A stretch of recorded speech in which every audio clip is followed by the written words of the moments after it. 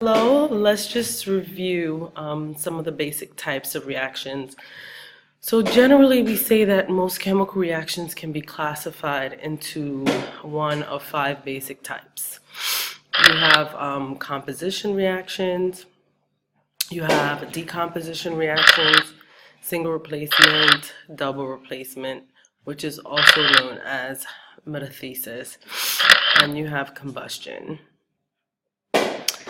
So for combustion reactions, these follow a general pattern where you have a hydrocarbon that is burning an oxygen to form carbon dioxide and water vapor, and that would occur for complete combustion, such as the burning of propane, where you can write a balanced chemical reaction. Incomplete combustion may result in the production of carbon monoxide and carbon soot, which is what you see when you have an orange flame or safety flame with your Bunsen burner.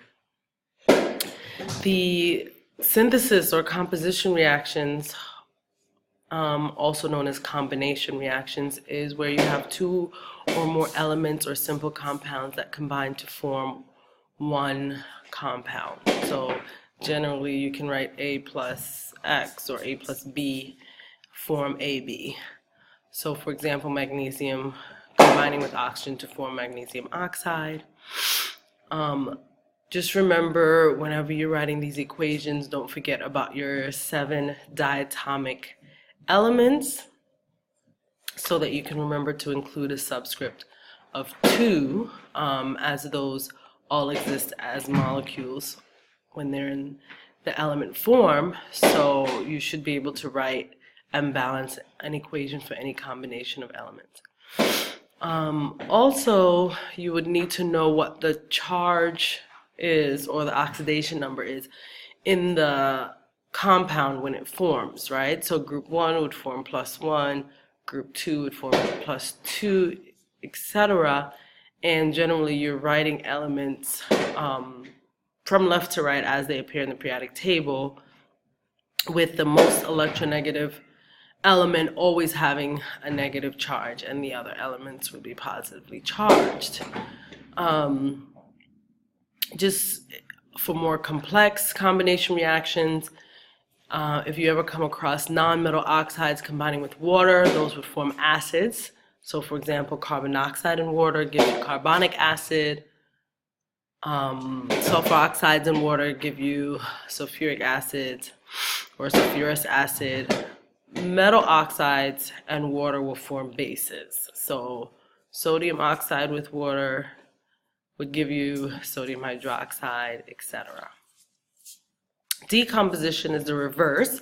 So we have one compound that's breaking down to form simpler compounds or elements, and so you're generally starting with one reactant and you're forming more than one product. Example, this is mercury 2 oxide forming mercury and oxygen. Decomposition will pretty much follow the same pattern, where if you have potassium chlorate, you get potassium chloride and oxygen. Magnesium chlorate would give you magnesium chloride and oxygen.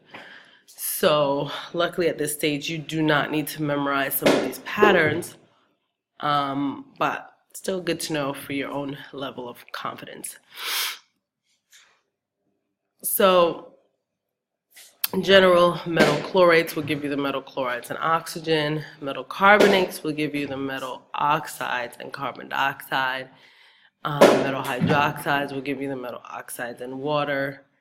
If you just have a binary compound, you will get the 2 elements, and then oxyacids will give you the non-metal oxide and water. So it's pretty much the reverse of the composition or the synthesis reaction. You have some metal oxides which give you a metal and oxygen as well. Single replacement reactions is where one element displaces another in a compound. So we're going to get more into redox reactions further on in this unit, but for now just know, because this always involves a change in the oxidation state of these species, is referred to as a redox reaction. Copper in silver nitrate solution will give you silver and copper nitrate solution. What's happening with oxidation reduction? We have one species that is losing electrons, and so we say that species is undergoing oxidation. The other species is gaining electrons, so we say it's undergoing reduction. To help us remember which is which, we have a couple mnemonic devices, one being Leo, the lion says grr. Leo meaning lose electrons oxidation, grr gains electrons reduction. Or some students prefer oil rig, oxidation is loss of electrons, reduction is gain of electrons. We no longer use this terminology, but you will see it in past questions. The term reducing agent refers to the substances being oxidized because it's causing the other substance to be reduced. And oxidizing agent refers to the substances being reduced because it's causing the other species to be oxidized, but no longer used in your current curriculum. More examples of single replacement reaction. We know that in order for the reaction to take place, the element has to be more reactive than the element that it is displacing. So you have to be aware of how the reactivity series works, and this is based on experimental evidence. You already remember the pattern of group 1 being the most reactive, then group 2, etc.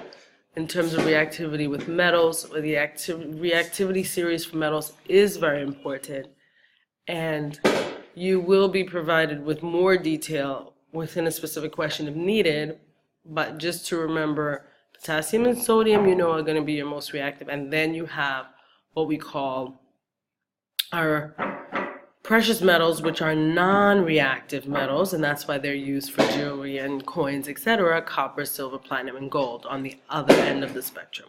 In terms of reactivity of nonmetals, if you can remember that fluorine is the most reactive nonmetal, and then the reactivity decreases as you go down the group. Double replacement reactions, where you have two compounds containing different ions and then they switch to form new compounds that can then be separated. For example, if you have a precipitate form, the lead iodide in this case would be a bright yellow precipitate. This is what that reaction would look like.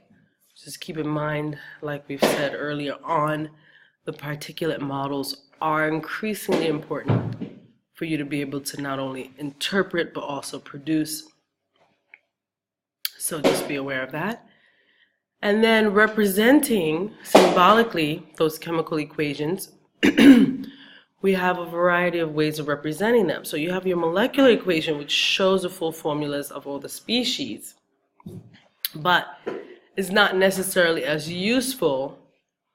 So what we would do is we would then turn that molecular equation into an ionic equation, which shows all soluble compounds fully broken apart. And then you can eliminate those species that do not change state from the left to the right, and that will give you what we call a net ionic equation, which lists only the species that are undergoing a change in physical state. And we ignore what we call the spectator ions, which are the species that are not undergoing any change in the reaction. In this case, that's the nitrate ions and the potassium ions. They remain dissolved in solution and are not undergoing any change in physical state. So they are not represented in the net ionic reaction. You should become comfortable doing this on your own. So for example, if you wanted to represent zinc metal reacting with a solution of copper 2 sulfate to form copper metal and zinc sulfate, you start with your molecular equation to show the full formulas of all the species involved, but then you would eliminate the sulfate ions from either side because those are what we call spectator ions. They are not undergoing any change in physical state.